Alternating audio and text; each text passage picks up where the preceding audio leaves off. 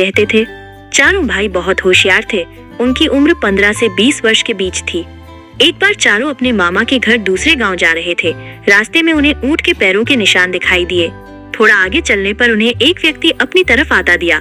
जब व्यक्ति उनके पास आया तो उसने चारों भाइयों से पूछा, माइनस मेरा ऊंट कहीं खो गया है, क्या तुम्हें आसपास ऊंट कहीं दिखलाई दिया है?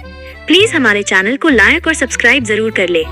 चारों भाई में सबसे बड़े भाई ने पूछा, क्या ऊंट का एक पैर टूटा है? तभी दूसरा भाई बोला, क्या ऊंट की पूंछ कटी हुई है? फिर तीसरा भाई बोला, क्या ऊंट एक आंख से काना है? फिर चौथा भाई बोला, और उसके ऊपर गेहूं रखे हुए हैं। बच्चों की बात सुनकर ऊंट के मालिक को लगा कि अवश्य ही इन बच्चों ने उसके ऊंट को देखा है। उसने झट से बच्चों से पूछा, माइनस बच्चों बतलाओ मेरा ऊंट कहाँ है? तभी चारों ने उत्तर दिया, हमने ऊंट नहीं देखा। उद्धरण चिन्ह। अगर तुमने ऊंट नहीं देखा है तो तुम्हें कैसे मालूम कि ऊंट लंगड़ा, काना, पूंछ कटी हुई है और उसके ऊपर अनाज रखा हुआ है?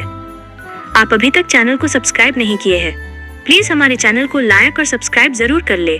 फिर भी चारों भाई यही बोलते रहे कि हमने तुम्हारा ऊंट नहीं देखा। ऊंट के मालिक को चारों भाइयों पर शक हुआ कि इन्हीं ने ऊंट चुराया है।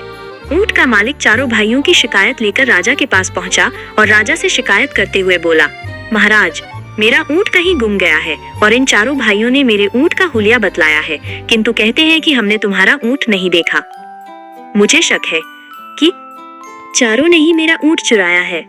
राजा ने चारों भाइयों से पूछा कि जब तुमने ऊंट देखा ही नहीं है तो तुम्हें ऊंट का हुलिया कैसे मालूम है? तभी सबसे बड़ा भाई बोला, महाराज हम जहाँ से जा रहे थे उस रास्ते पर ऊंट के पैरों के निशान थे। एक पैर के निशान कुछ उभरे हुए थे, बाकी 3 पैरों के निशान गहरे थे। इसका मतलब है कि ऊंट का एक पैर टूटा हुआ था, जिसके कारण उसके उभरे हुए निशान बन रहे थे। दूसरे भाई ने कहा, महाराज ऊंट की पूंछ कटी हुई होने का संदेह हमें इसलिए हुआ क्योंकि जहां ऊंट के पैरों के निशान थे वहां ऊंट का गोबर बिखरा हुआ नहीं था। इसका मतलब साफ था कि ऊंट की पूंछ कटी हुई है। इसी कारण गोबर पूंछ से नहीं टकराया और सीधा जमीन पर गिरा।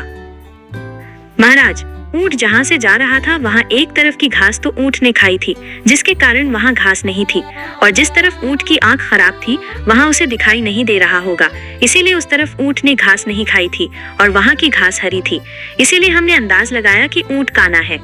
फिर चौथा भाई बोला, महाराज जिस रास्ते से ऊंट जा रहा था उस रास्ते पर गेहूं के दाने बिखरे हुए थे, इसलिए मैंने कहा कि ऊंट के ऊपर अनाज रखा हुआ है, किंतु हमने इनका ऊंट नहीं देखा था। बुद्धिमत्ता पर राजा बहुत प्रसन्न हुआ और राजा ने चारों भाइयों को अपने सलाहकार मंडल में जगह दे दी। ये कहानी अच्छी लगी है तो प्लीज हमारे चैनल को लाइक और सब्सक्राइब और सैयद जरूर कर ले।